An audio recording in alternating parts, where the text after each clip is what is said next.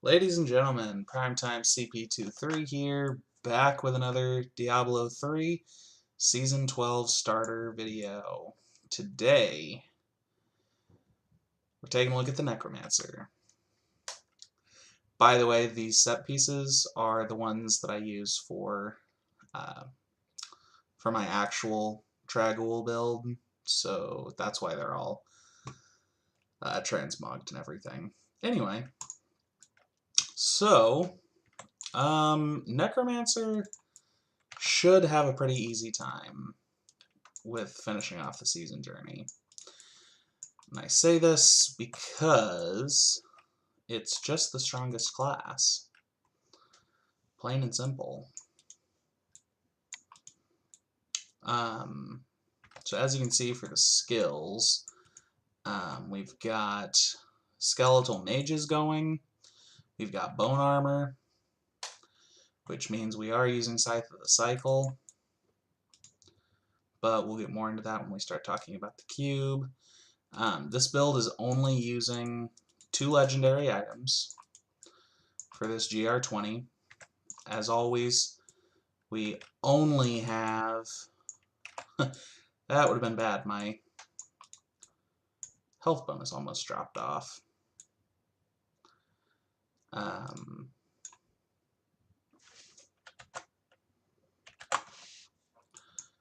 Sorry, my number lock came off on accident. Anyway, my max life is only 1.34 million, so I mean it's not like I have some ridiculous health pool with this build. So yeah, basically with this build you just kinda run around, you summon your blood mages, and you make sure that your bone armor stacks don't fall off, because if they do, then there goes a 400% damage increase. I was wanting some kind of big CC ability to kind of bring this all together and to make it so that when you first pop into a rift, you can easily pop in, get your bone armor stacks, and then get out so that you can start summoning your full strength blood mages. I was going to use Land of the Dead with Frozen Lands, but after thinking about it, I decided on Command Golem with the Ice Golem rune, and the reason why is this. Does pretty much the same thing for long enough to pop in and get your bone armor stacks at the very beginning of a rift, and it doesn't have the ridiculous cooldown. We are using Aura of Frailty, which of course is not the optimal solution, but it'll work. And we're going to CC the boss, and give that a minute, and he should be dead anytime now.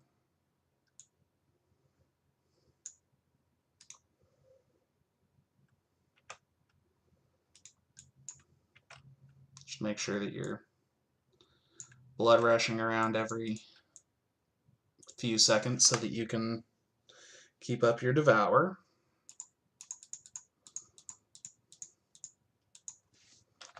We are, of course, number locking devour just to make it more seamless. Sure, why not? As always, we've got no legendary gems. Marquee level, only marquee level gems, and of course, no.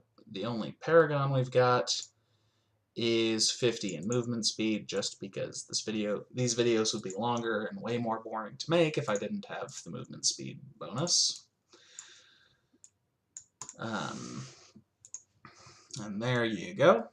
A level 20 GR in 9 minutes, which isn't great, but could have been a lot worse. As for the cube, we're using Scythe of the Cycle. Scythe of the Cycle, when you first start off a season, first thing you're going to want to do is at level 1, assuming you go and do your Challenge Rift first, which I will be doing if I play, assuming I play Necromancer this season. You do the Challenge Rift, you come to Kadala, and you roll Mystery Rings, because at level, I believe at level 4, the only legendary rings in the pool are Circle of Julian's Love and Leoric's Signet. Either one is a good choice. Of course, you want Circle if at all possible, because that's going to allow you to raise an additional Blood Mage and cast them for, or make them last an additional 4 seconds. Then, once you hit level 70, assuming you don't already have one, you're going to get a one-handed scythe, and you're going to upgrade it. Because there are only 4 choices for one-handed scythes, you can get a Scythe of the Cycle, a Jethus Skull Scythe, trag'oul's Corroded Fang, or I believe Relina's Shadow Hook is the other option. Any of those are very, very good items. Of course, if you can get Scythe of the Cycle, that's what you're after. Oh no, Funnery Pick is the other option, which sucks, but oh well. What are you gonna do? So that's kind of your 4th option, but there's only 4 options. Relina's Shadow Hook is a 2-handed. Excuse me. So those are the only legendary items that we needed for this build. And then, of course, the 4-piece trag'oul set bonus. As for skills, as I talked about, we've got Aura of Frailty. You could always choose one of the other options, possibly Early Grave, or possibly Volatile Death. Volatile Death would probably be your best option here, but your easiest and laziest option is Aura of Frailty.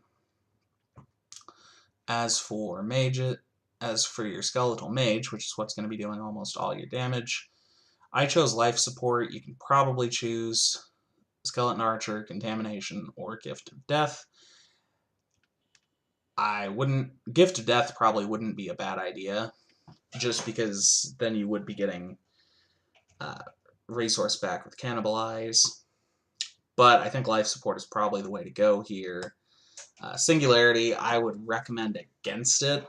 It's a very good rune for Rathma, of course, but for doing a GR20, I just don't think it's practical. I don't think you're going to be able to get your essence back up quick enough to make it worth it. But I'll leave that up to you. Since we are using Scythe of the Cycle, we have to use Bone Armor. I chose Dislocation just for the stun. You'd also do Harvest of Anguish for some bonus movement speed. And my fiance's dog is trying to break in. Or, of course, you can do Vengeful Armaments for increased damage. Blood Rush doesn't matter, you get all 5 runes with the 2-piece Trag'oul's bonus. And like I said, for a crowd control, I chose Command Golem with Ice Golem because, plain and simple, it's a big AoE that allows, or it's a big CC that allows you to run in, into a group of enemies, use your CC, or rather, use your CC, Bone Armor, and pop back out. Pretty basic, easy stuff. Another option, of course, would be Land of the Dead with Frozen Lands, but Command Golem has a 45-second cooldown. Land of the Dead has a 120-second cooldown, so I'll leave the rest up to you. As for your final skill, you probably got to be Devour. If you're really lazy, you can just use Devouring Aura, but I highly recommend against it because you can just number lock Devour and you'll be a lot better off. Number lock with Cannibalize, and then you're getting Essence and health back, and it's the easiest way to go. As for passives, you can use Final Service. I don't know that it really matters at this level. Instead of Final Service for the cheat death, you can always use something like Overwhelming Essence or possibly Fueled by Death. Maybe even something like Eternal Torment, but Eternal Torment, probably not. Then we've got Extended Servitude, so that our skeletal mages last 25% longer. Spreading Malediction, so that you get a little damage bonus for each enemy afflicted by your curses. And Dark Reaping is how this build works without a generator. So, because that's what gives you back your essence. And then, of course, Devour gives you back essence. So that's how the build works. It's not a bad build because it's exactly what you're going to want to use all the way to pretty much GR70. Of course, you're going to want to sub in the Jesseth set.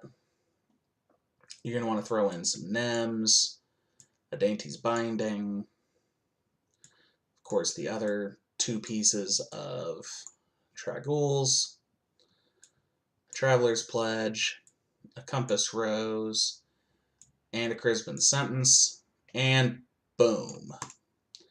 Now, swap to Tasker and Theo in the cube, and boom. Now you've got a GR70 ready build. Of course, once you get the Paragon, the better level gems, and you'll have to swap a couple of things around in the skills. But that's beside the point. So ladies and gentlemen, that's going to do it for today's video. If you'd like to see a full guide on the speed farming variant of the trag'oul Blood Mage build, you can always leave a like, comment, and subscribe. If I get enough comments for it, I will make another video, a video for the Blood Mage speed farming build. So ladies and gentlemen, until next time, this is Primetime CP23, and I'm out.